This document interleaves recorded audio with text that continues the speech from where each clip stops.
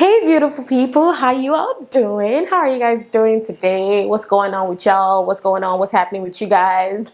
How has everything been with you guys in your life, in everything in this Lagos, Nigeria, you guys?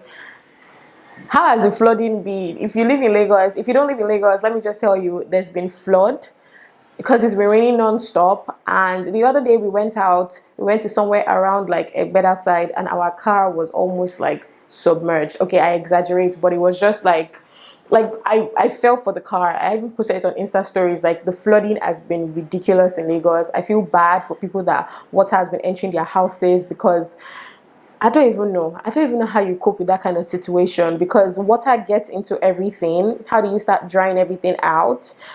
People can't move. People's cars are being damaged left, right, and center. People that live on the island, some parts of the mainland, it's just ridiculous. Mega city in the mud. I thought they said Lagos was a mega city. Mega city in the damn mud, man. But I hope everybody is doing all right, even with the constant rain situation in Lagos. I was going to say something. So people are like, no, not people are like. So I was going to say that. So you lately, I don't know if you guys have noticed, whenever I start my videos, my sit down videos with you guys, because I feel like I'm just gisting with you guys, I always start off with something personal that's been happening in my life, or that's going to happen in my life, you know, something my daughter did or my husband did or I'm about to do before I get into the video. So I call that the appetizer. But today, guys, there's no appetizer. Maybe the flooding situation is the appetizer today, but no appetizer today, because this is a very different type of video. It's not even serious. It's just me coming out here to just encourage people. When I come on here and sit down and just with you guys, it's really from a personal place. There are things that I have been through. They're like my experiences that I share with you guys, or something that I've gone through and how I like came out of it, or if you notice, that's mostly what my videos have been like. I told you guys, not really no more vlogs. Not like no more vlogs, but vlogs are not so out there in my videos till further notice, till I have things that I can really show you guys. But I feel like I always have something to share with you guys, and that's why I sit down here and do what I do. So yeah, so I always share like the appetizer, and then I go to the main gist. But today, like I said earlier, no appetizer, it's just main gist. And the main gist is just here to encourage you guys, and it's about something I had to deal with a couple of weeks ago, and I shared a tiny broad information on Insta story, and I said I should come out here and just share with you guys too. So if you're interested in this words of encouragement that I wanted to share with you guys, just keep watching.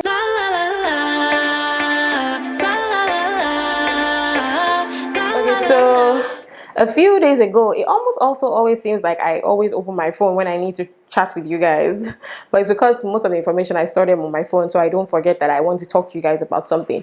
But a couple of days ago, I posted something on Instagram, and I reposted it the next day, and I said I would be posting it every day, but I don't know, things just happened.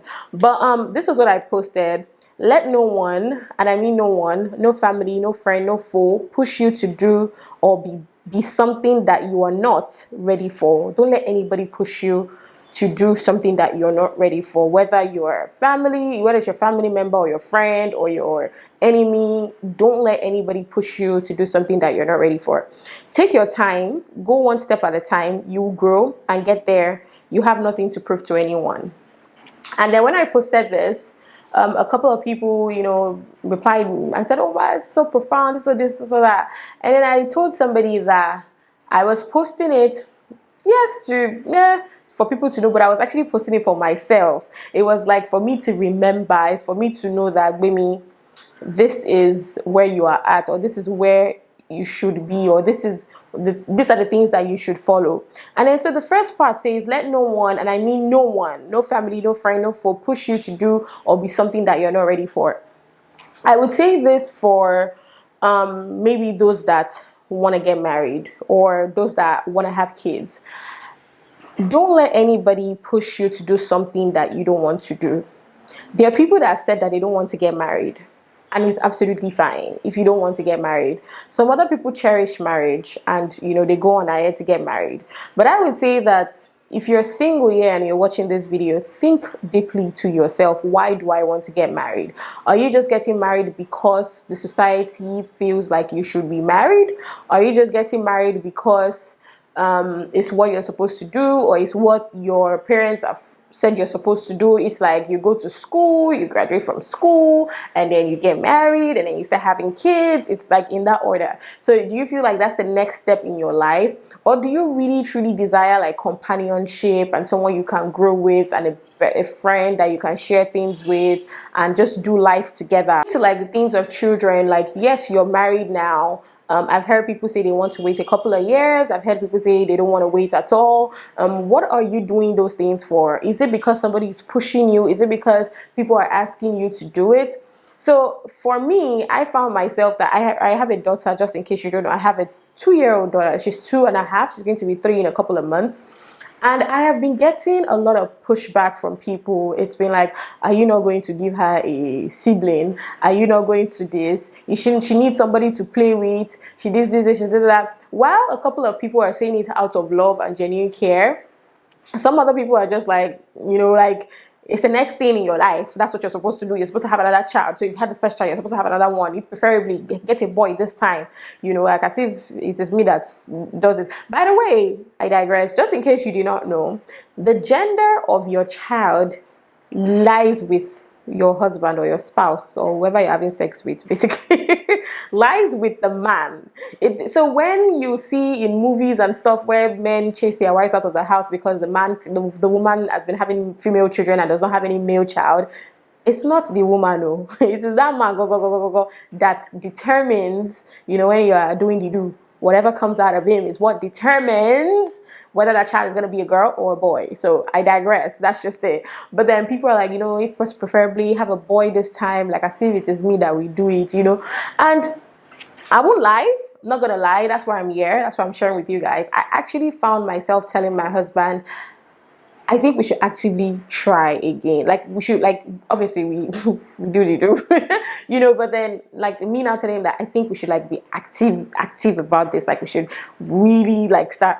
And he's like why? Like why are you stressing yourself? It's gonna happen when it's going to happen. Don't let people push you to do what you're not ready for. Like even God in heaven is saying that you're probably not ready. God in heaven is saying that you have all these other things that you're trying to do. And he's like, I want my daughter to do all these things before I give her another child. Or maybe it might even be in the middle of what I'm doing, what I want to do. But don't get that in your head. Like I shouldn't get that in my head that, let me start actively trying. Let's,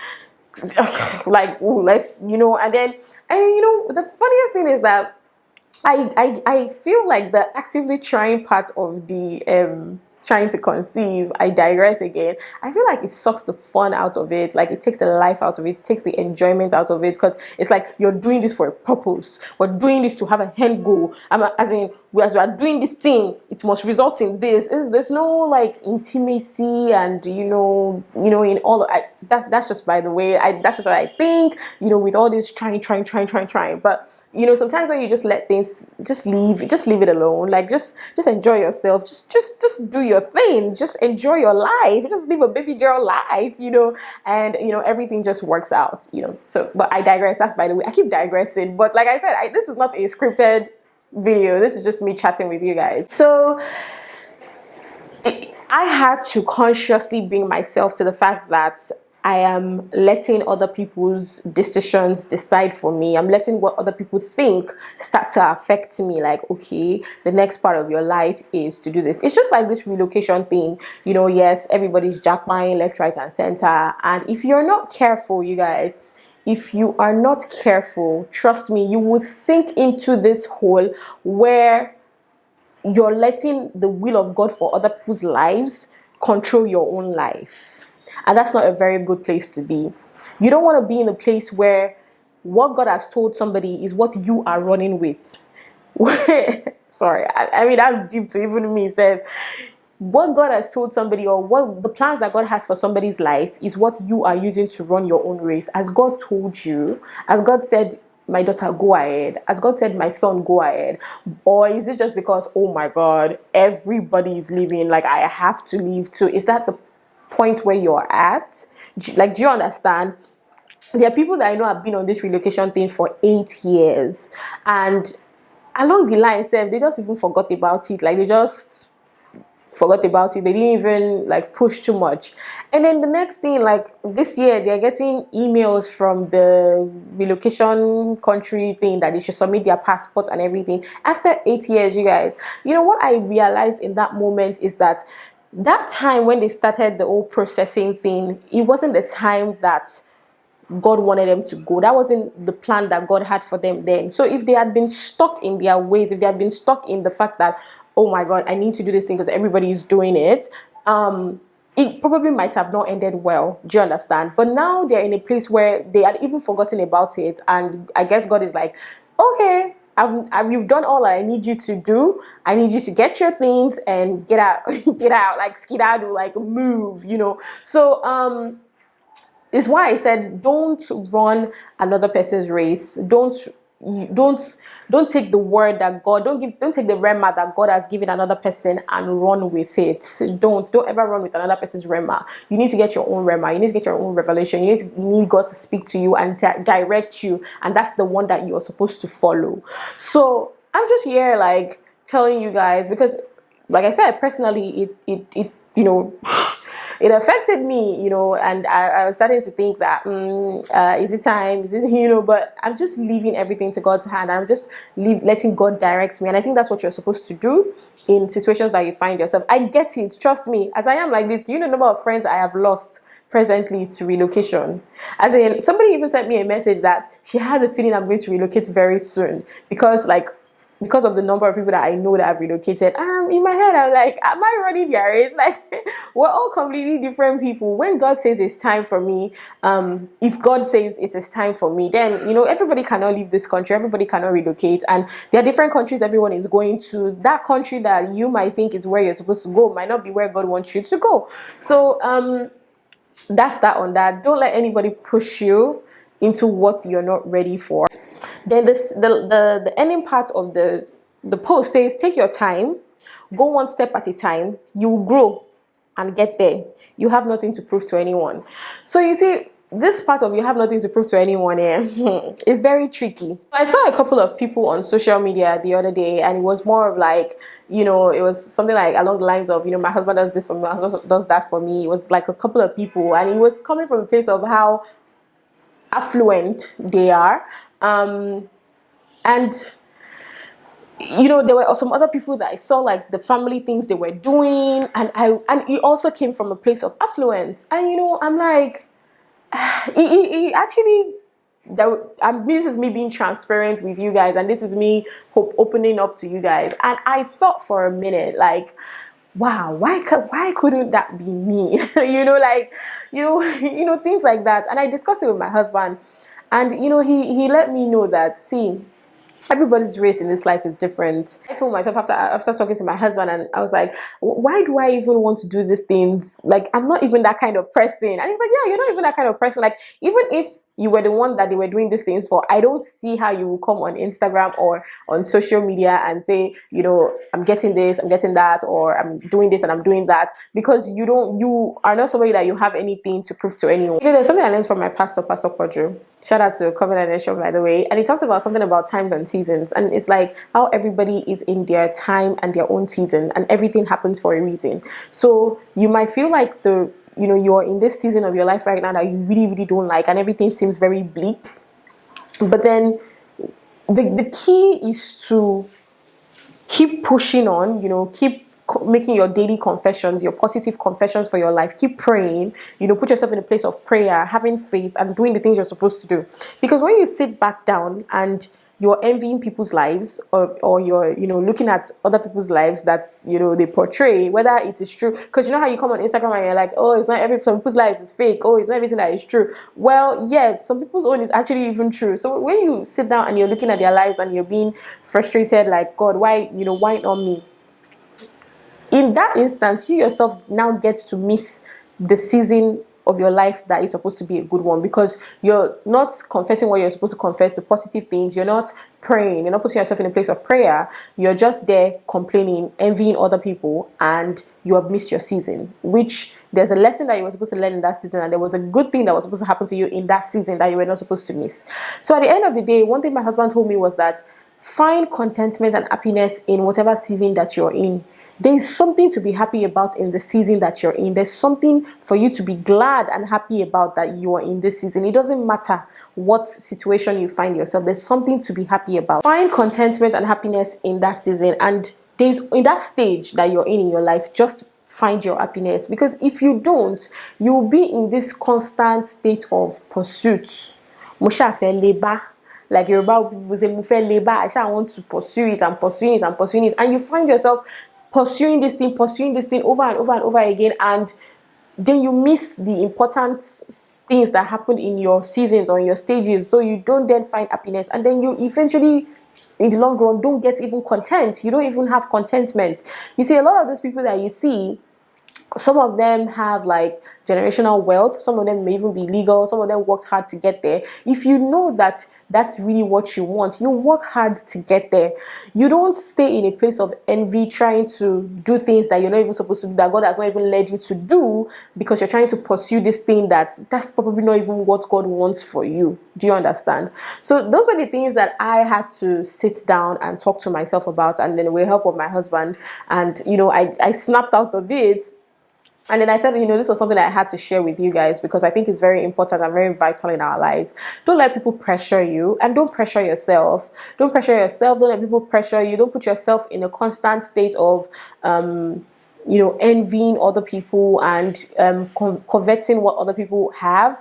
Like I said, it happened to me, not like covetousness or envy, but I found myself in a place where I was like, man, oh my God, I'm your daughter too now. How far? So it's okay once in a while to slip into things like that, but then the actual thing is that you don't dwell in it, you don't sit there, you don't say that, you don't constantly be in that position or in that stage. And like I said, find happiness. Like you have to be happy and genuinely happy, for yourself, for your life, for the place that you're in. I understand. See, as all our faces are different, we have so many struggles and so many things that we're dealing with. But then some of us still find happiness, and I know that that's how God helps us grow, in the different things that we're doing. I'm just going to tell you also about positive confessions. That's the place that we're in our church right now, where our pastor is talking to us about how to how to make our confessions, how to write our confessions, how to make our confessions clear, how to make it bold. That's the place we're in. And it's not just even saying, God, I want you to do my relocation for me, for example, or God, I want to get married. It's positively confessing, like you're discussing with somebody, you're having conversations with somebody, and you're like, I see myself in my house, in a big mansion with my husband and my kids, things like that, having those kind of positive confessions and not using our mouths to say negative things. So I don't know if this video has done what it's supposed to do, but that's my best way of coming out here to share with you guys that find happiness in what you're doing, find contentment in what you're doing, and in the long run, it's all going to work out. Trust me, it's all going to work out. Anyways, I hope you guys have liked this video so far. I hope you guys learned one or two things. Let me know in the comment section what you think about this video. Like this video, share with everybody that you know, and I will definitely see you guys in the next one. Bye guys.